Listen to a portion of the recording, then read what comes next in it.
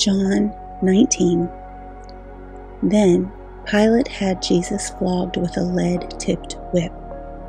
The soldiers wove a crown of thorns and put it on his head, and they put a purple robe on him. "Hail, King of the Jews," they mocked, as they slapped him across the face. Pilate went outside again and said to the people, "I am going to bring him out to you now, but understand clearly that I find him not guilty." Then Jesus came out, wearing the crown of thorns and the purple robe. And Pilate said, "Look, here is the man." When they saw him, the leading priests and temple guards began shouting, "Crucify him! Crucify him!" "Take him yourselves and crucify him," Pilate said. "I find him not guilty." The Jewish leaders replied, "By our law, he ought to die because he called himself the Son of God." When Pilate heard this, he was more frightened than ever. He took Jesus back into the headquarters again and asked him, "Where are you from?" But Jesus gave no answer. "Why don't you talk to me?" Pilate demanded. "Don't you realize that I have the power to release you or crucify you?" Then Jesus said, "You would have no power over me at all unless it were given to you from above. So the one who handed me over to you has the greater sin." Then Pilate tried to release him, but the Jewish leaders shouted, "If you release this man, you are no friend of Caesar. Anyone who declares himself a king is a rebel against Caesar." When they said this, Pilate brought Jesus out to them again. Then Pilate sat down on the judgment seat on the platform that is called the stone pavement, in Hebrew, Gabbatha. It was now about noon on the day of preparation for the Passover. And Pilate said to the people, "Look, here is your king." "Away with him," they yelled. "Away with him! Crucify him!" "What? Crucify your king?" Pilate asked. "We have no king but Caesar," the leading priests shouted back. Then Pilate turned Jesus over to them to be crucified. So they took Jesus away. Carrying the cross by himself, he went to the place called Place of the Skull, in Hebrew, Golgotha. There they nailed him to the cross. 2 others were crucified with him, one on either side, with Jesus between them. And Pilate posted a sign on the cross that read, "Jesus of Nazareth, the King of the Jews."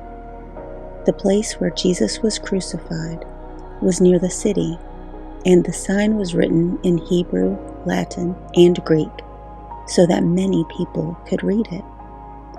Then the leading priests objected and said to Pilate, "Change it from the King of the Jews to, he said, 'I am King of the Jews.'" Pilate replied, "No, what I have written, I have written." When the soldiers had crucified Jesus, they divided his clothes among the 4 of them. They also took his robe, but it was seamless, woven in one piece from top to bottom. So they said, "Rather than tearing it apart, let's throw dice for it." This fulfilled the scripture that says, "They divided my garments among themselves and threw dice for my clothing." So that is what they did.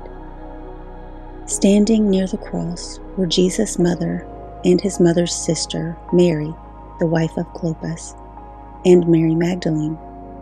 When Jesus saw his mother standing there, beside the disciple he loved, he said to her, "Dear woman, here is your son." And he said to this disciple, "Here is your mother." And from then on, this disciple took her into his home. Jesus knew that his mission was now finished. and to fulfill Scripture, he said, "I am thirsty." A jar of sour wine was sitting there, so they soaked a sponge in it, put it on a hyssop branch, and held it up to his lips. When Jesus had tasted it, he said, "It is finished." Then he bowed his head and gave up his spirit. It was the day of preparation, and the Jewish leaders didn't want the bodies hanging there the next day, which was the Sabbath, and a very special Sabbath, because it was Passover week. So they asked Pilate to hasten their deaths by ordering that their legs be broken. Then their bodies could be taken down. So the soldiers came and broke the legs of the 2 men crucified with Jesus. But when they came to Jesus, they saw that he was already dead, so they didn't break his legs. One of the soldiers, however, pierced his side with a spear, and immediately blood and water flowed out. This report is from an eyewitness giving an accurate account. He speaks the truth, so that you also may continue to believe.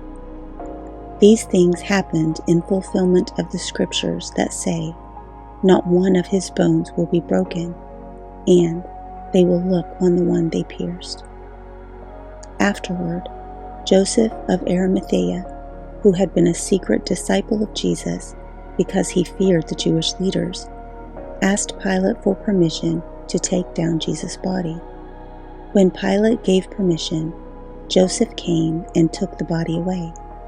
With him came Nicodemus, the man who had come to Jesus at night.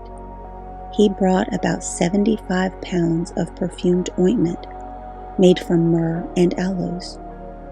Following Jewish burial custom, they wrapped Jesus' body with the spices in long sheets of linen cloth.